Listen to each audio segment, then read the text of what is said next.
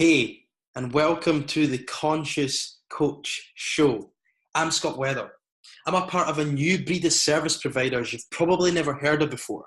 We don't allow our current capabilities or credentials limit our vision and actions. We take responsibility. We face our own demons, and we're the example of what we teach. We deeply care, and we've dedicated our lives to helping other people, but we're not scared to ask for help ourselves. We're not selfish, and we're on a mission to share our message, knowledge, skills, and experience to as many people as possible, so we create a ripple effect in the world. We're well aware that we're human, and we've got to fight against our own limitations, fears, resistance, and also the opinions of other people who don't resonate with us. We do things differently. We focus on our own journey. We shift our own paradigm. We improve 1% every day. We choose to lead by example. We can't turn our passion off. So how do we do that? If you take a long, hard look around, you'll see the market is full of coaches talking about other coaches. We're different. We focus on working through our own insecurities and dropping our own egotistical selves so we can truly lead by example.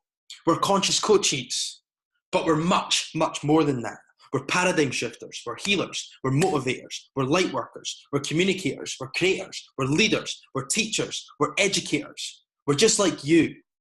Normal people who've chosen to be different, who've chosen to step up, stand out, and be different. Normal people who've chosen more than normal. And we're entrepreneurs at heart. We may be conscious coaches, but changing the world is what we do. Cool. Welcome to episode 2 of the Conscious Coach Show. And Gavin Bell has joined us today, who is an entrepreneur, a vlogger, who was a very good vlogger. Like, honestly, like this guy had me hooked when I was in Thailand.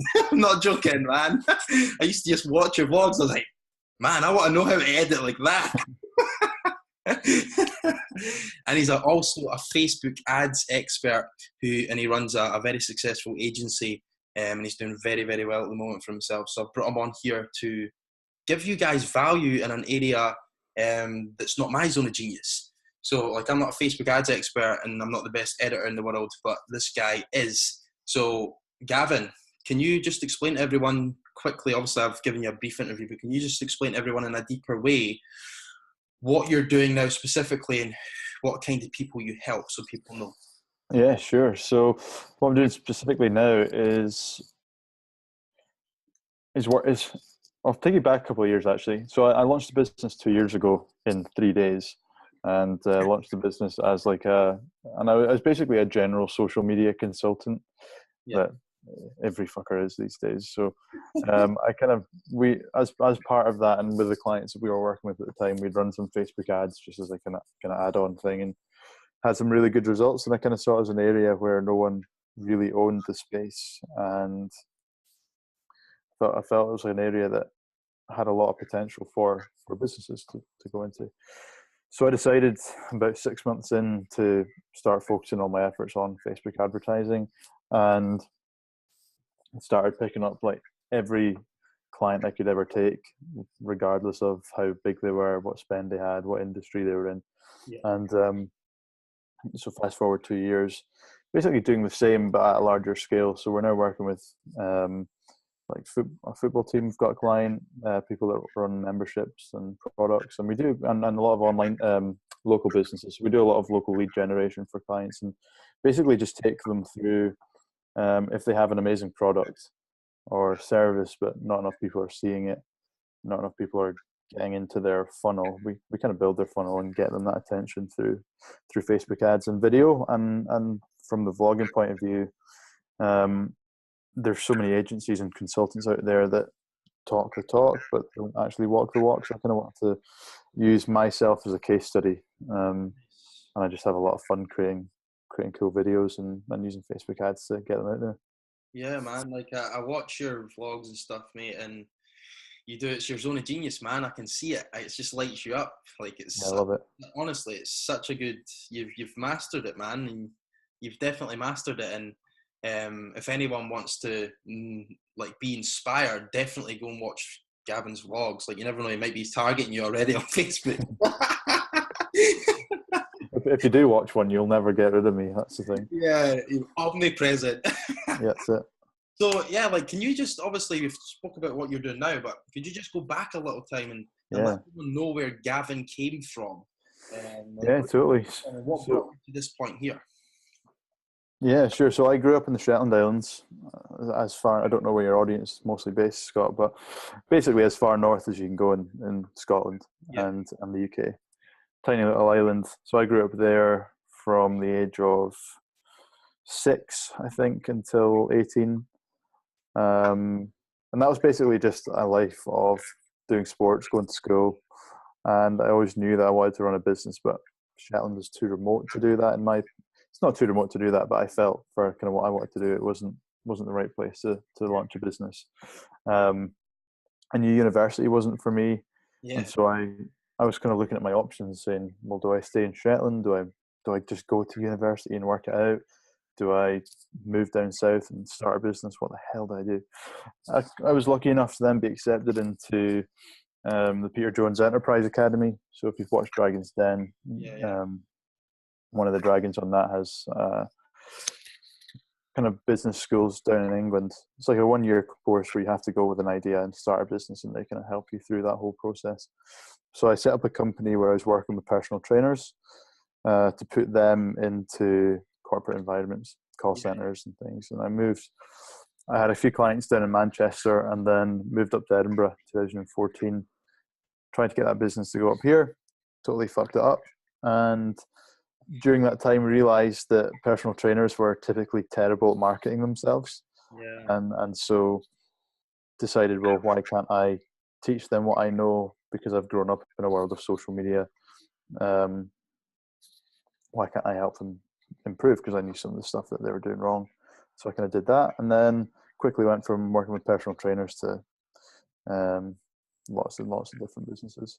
And that's kind of where it's taken me up to launching that business, which is now 2 years old. Nice. So it's always good to see someone's journey and to see how your like thoughts turning into ideas and then turning into things. Like, I love that process. I love seeing someone having that epiphany moment in a Shetland going, this isn't quite for me. And then it just, what happened? You got accepted in Peter Jones. I always believe that the right thing always shows up for the right person at the right time. So it was good to see that happen for you and brought you to this place right now. But like, obviously there might be people out there watching the show that have maybe been through a bit of a tough time, or they might be going for a tough time right now, and they might be struggling for motivation. They might be in this place where they feel stuck in a cage. Could you explain a time in your life where you've maybe felt like that, and explain to the viewers and let the viewers know that they're not alone, and that there is a way out of a situation, a challenging situation? So what was your lowest moments so far in your journey? So for me, I wouldn't necessarily call them low moments, because I've always been aware that it is part of the journey, if that makes sense, and I've always known that I'm going somewhere else. But love it. One of the shittest moments was when I moved to Edinburgh. I had a relationship that was falling on its arse. I was running the business that totally failed, the personal training one up here in Edinburgh, and at the same time as running. So I was basically waking up, running that in the morning till 5 p.m. and then I was working in the call center 5 p.m. till 9 p.m. I'd get home, see my girlfriend for half an hour, then she would go to bed because she had to be up in the morning, and then I'd work all weekend, so I never saw her there. So that was a tough time. Relationship failing, a business failing, doing a horrible job for no money. And that, I wouldn't say it was necessarily the lowest point, because, as I say, I knew what I was doing, and I knew it was all part of this journey that was going on. But it was certainly like one of those moments where I was like, this is really not what I want to be doing. Yeah. It's like, things just aren't working out right now. To be honest, I'm glad you said that, because there's a lot of people out there that might be doing something similar to that. Like, they might be working in their coaching business, but they might just be filled with clients and not enough time to do the things that matter most to them. Like for you, vlogging is what matters most to you, and helping clients in their marketing, not like working in a call center, or not like fucking doing all that stuff. So like there might be coaches out there that want to launch a product, launch something else, do something else, but they're doing something now. So that feedback gives us that it doesn't have to be like that. And if they just stick it out and they just trust that there's something more there for them and just keep taking action through it, and it'll come. Like, I love that part where you said you don't see them as low moments, you see them as, do you know what, it's part of the journey and I know I'm going somewhere. Because that belief in yourself is what's got you to where you are today. Yeah. So, like, that gives the viewers feedback that if you believe in yourself, anything is possible. 100%. You've got to trust in the process. Yeah. Like, even right now where I've been vlogging like, I don't know, 28 weeks or something like that properly, and I'm still like very, very small. Like, I know there's no way if I was to continue doing what I'm doing for 10 years that's not going to become a big thing. Yeah. There's no way that I can't go through the motions doing what I'm doing and in 10 years time it doesn't work. If that makes sense. Yeah. And so I knew back then that I was doing everything I could during the time I had to get the business going, and I was basically paying the bills with that horrible call center job. And it sucked, but I knew and I trusted in the process that what I was doing would eventually get me, well, initially out of the call center and then into like my own office, and then taking it from there. So, like, one question that's popping in mind as you were saying that, if you could rewind back time, right, to your younger self that was going through that hardship time, what one piece of advice would you give him? Good question. What would you tell younger Gavin? If you could just go back, if you could rewind back time and just whisper in his ear and say, Gavin, what would you say? I would probably say be patient, because I caused probably a lot of anxiety to myself. Yeah. It's easy for me to say in hindsight that it was part of the journey, but obviously there was days back then when I was like, holy shit, Enough is enough. Is this worth it? Yeah, because there's a lot of like, I was getting PR for like being in newspapers and stuff for doing like winning awards or whatever, but at the same time I was still working in a call center, and I was like, this is like, you almost feel a bit like a fraud, which causes anxiety and things.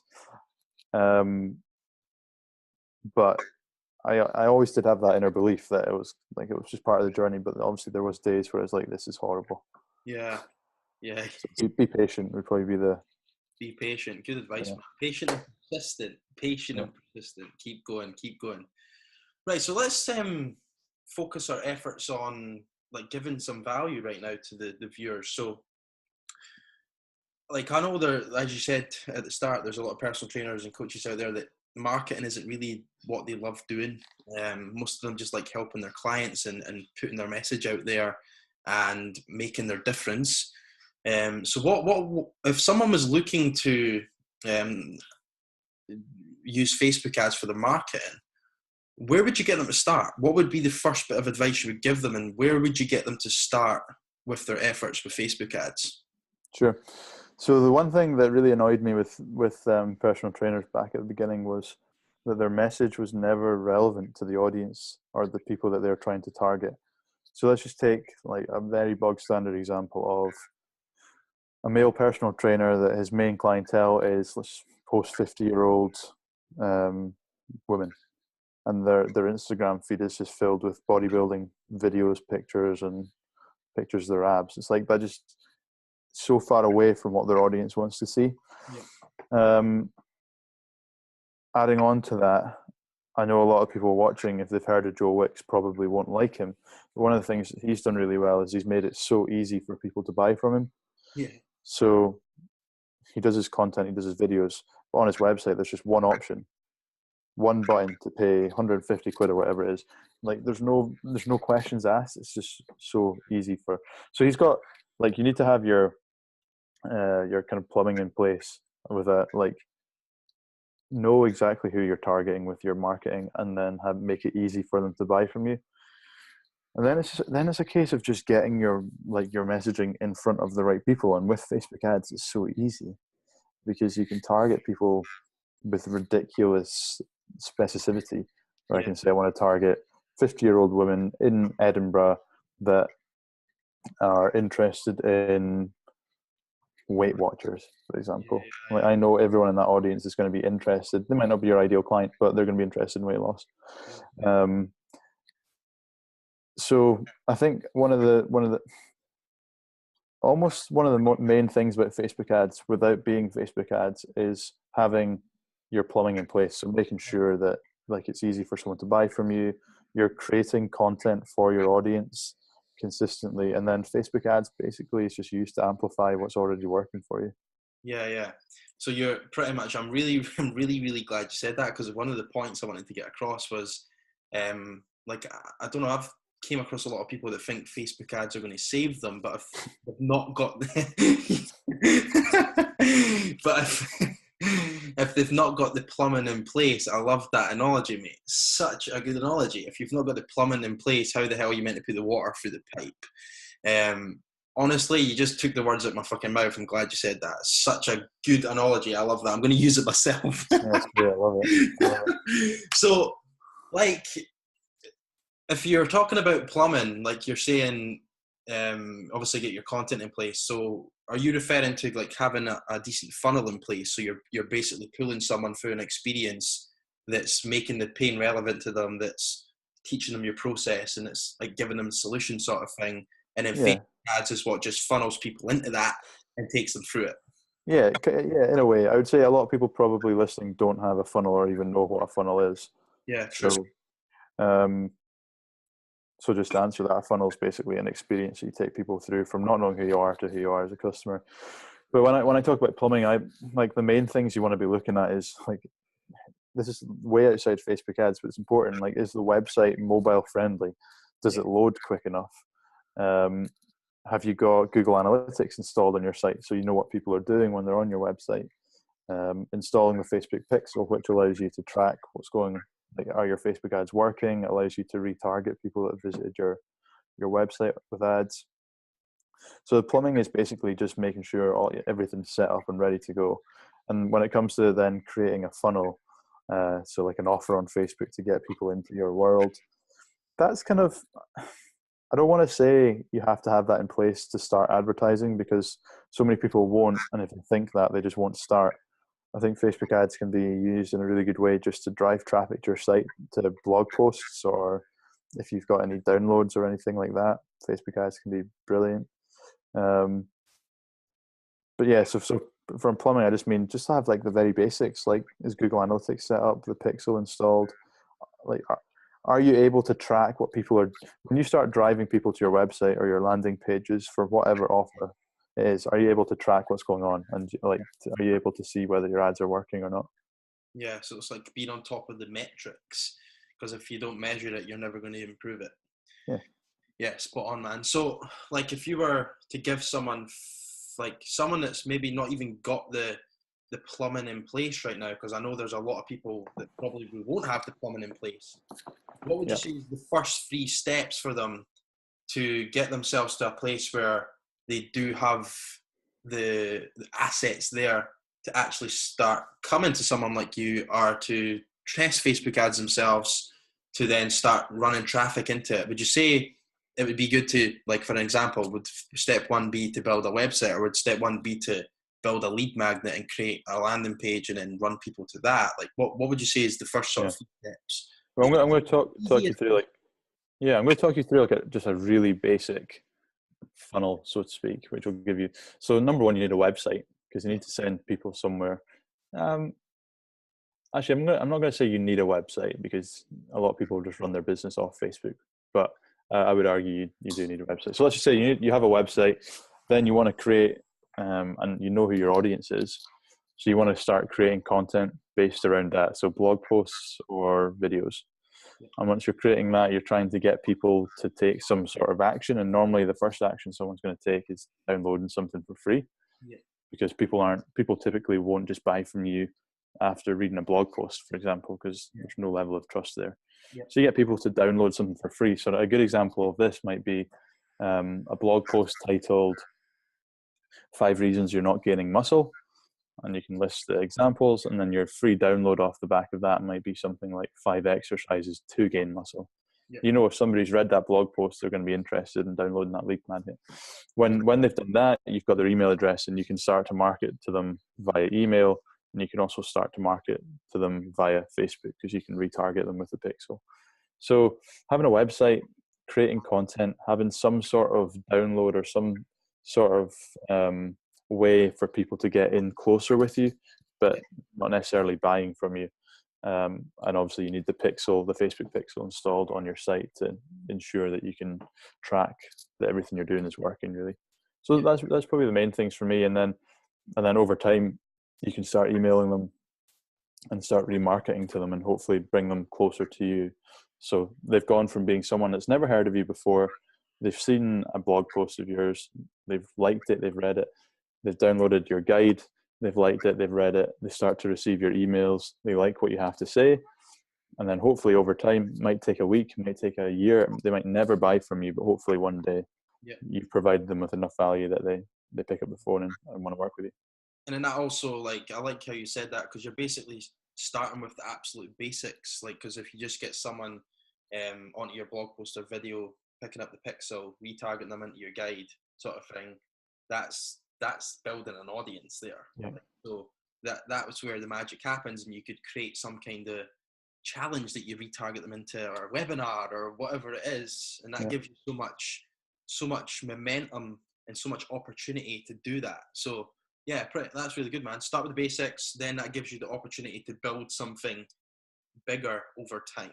100%. It's like just start with that absolute bare minimum basics, and then you start to see, okay, I'm getting lots of people onto my website, but nobody's actually downloading my guides. Well, there must be something wrong there with like the offers we're providing, or people are downloading the guides, but they're not buying from us from our email marketing, or people aren't opening the emails. So there must be a problem with the emails there. So let's do something about that. Once you start doing this stuff, you can just use the data to tell you what's working and what's not. Yeah, man. Awesome stuff. And I love how simple it is, because what most people do is try and overcomplicate the steps, and it just creates too much overwhelm. And one big thing that held me back personally when I was first starting out was trying to model after people that were 10 steps ahead of me, and I was just doing things that I wasn't ready for, and it ended up in a big hole in 2015. So now, like, I'm glad you've said basically keep it simple, stop trying to follow other people, and just focus on what you're doing and focus on being relevant to your audience, because that's pretty much the secret, if anyone wants to say the secret, even though there's no secret, but we'll call it one. Human psychology, that's the secret. Understanding you are dealing with humans, and at the end of the day, like, you can't just show up saying buy my shit. Like, you've got to, it doesn't matter what traffic you're running, if it's paid or organic, or you're working partnerships or whatever, it doesn't really matter. You've got to approach it with a long-term mindset, a short-term mindset, because a short-term mindset has its play in business, short-term, long-term game, but you've got to be coming from a long-term relationship. That's like, no matter, even if you are playing the short-term game in my eyes, you've got to be thinking long-term, even when you are playing the short-term game, if that makes sense.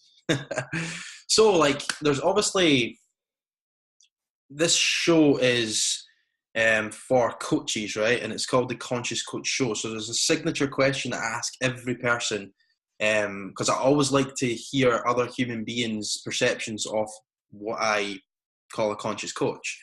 So just out of interest, Gavin, what would be your definition? If I was to say, what do you think a conscious coach is? What would you interpret that as? I would probably interpret it as somebody who is consciously aware of themselves in terms of their belief systems, their strengths, their weaknesses, like all the kind of emotional intelligence stuff. And because they're aware of that, it allows them to scrap some stuff, improve on some stuff, and at the end of the day, provide better results to their clients, I guess. Yeah. Love it, man. It's like, I really love that, because for me, like, I use the analogy of the iceberg, and the more conscious you become, the more you see. The more you like, and the way you've just explained it is real simple terms, i.e. understand yourself better so you can help other people. And like I'm a great believer in, like, if you're not working on yourself as a coach or on whatever expertise you've got, like you how can you help someone else? Yeah. You can't. You've got to walk the walk, like you said earlier, and that's why you were doing your vlogs. One question that's specific to you that's popping to mind, I wasn't going to ask this question, but it just came through me. So if someone was wanting to start a vlog, let's say, or like a weekly, I know you do the gift, was it the gift Gav? Gift to the Gav. Yeah, amazing, love it. Like if someone was wanting to start like a YouTube show or like starting to run a little a vlog or whatever it was, whether it was a personal trainer in a gym or a coach fucking doing hypnotherapy or whatever, if they wanted to put their message out there in their personal brand, yeah, what would be your tip to get started? What would they need technology wise? Yeah. What would be the first step? Just give Sure. me a short step. So my opinion when it comes to equipment is use what you have right now and only upgrade it when you feel restricted with whatever that is.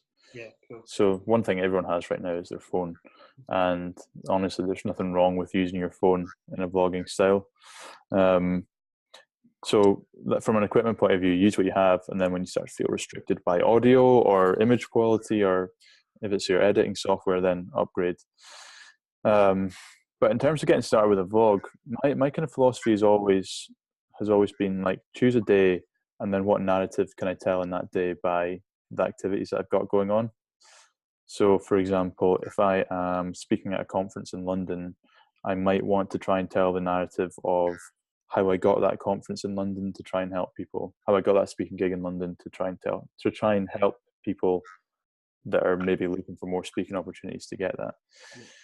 Everyone's going to have their own different styles. So I really hate giving the advice, just go and do it, because it's like whenever, like I always was, when I was like coming to start the business, people would be like, yeah, you just have to do it, just start. And I'm like, I want to start, but I don't know what to fucking do. So I really don't want to give that advice, but what I would say is pick up your phone. So the first bit is just stop overthinking it, and if you want to do it, do it. But what would be the first step you would give them? Like, get your phone out, what would you get them to do? So the first thing I get them to do would probably be, just a second, Scott. First thing I get them to do would be to choose a day in their week that they think is going to be most interesting, or if there's a certain subject that they want to get across, and then how can they tell that story within a day, and then just like literally just film everything in a day. And when it comes to editing that video on iMovie or whatever it is, they'll start to find their own way of doing it, like their own. Yeah. So pretty much, I think one of the best bits of advice there is just do it, to be honest, because a lot of people won't just do it.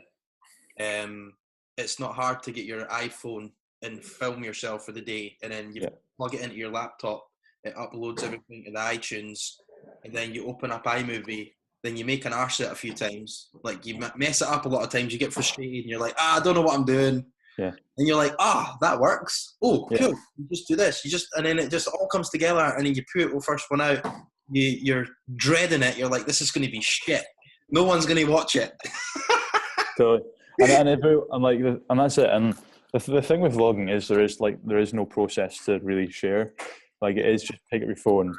Like, some of you'll probably do a portrait a few times as well, which is awful. But then just get it out there, and you'll start to find your own like way of how it works.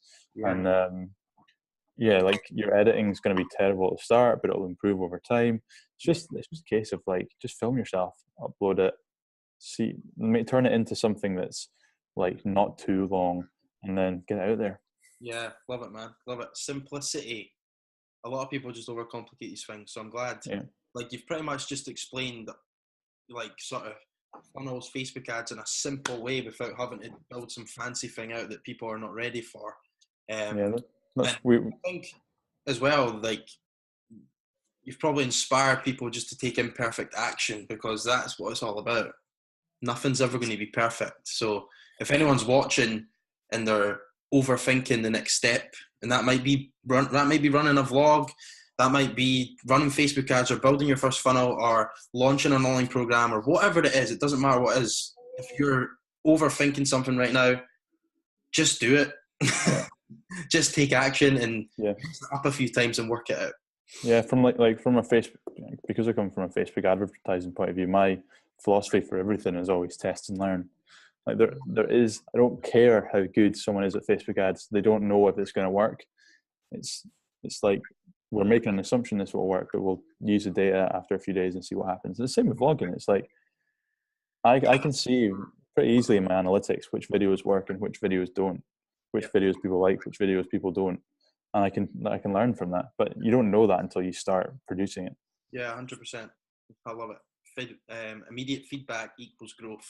Yeah, man. So we'll finish up there, but obviously you're going to be a very handy man for people to know, especially because I know you've got plans to be launching products and stuff soon, which is cool. And you've obviously got a Facebook ads agency. So where's the best place if someone was to come and find you? Where would you send them?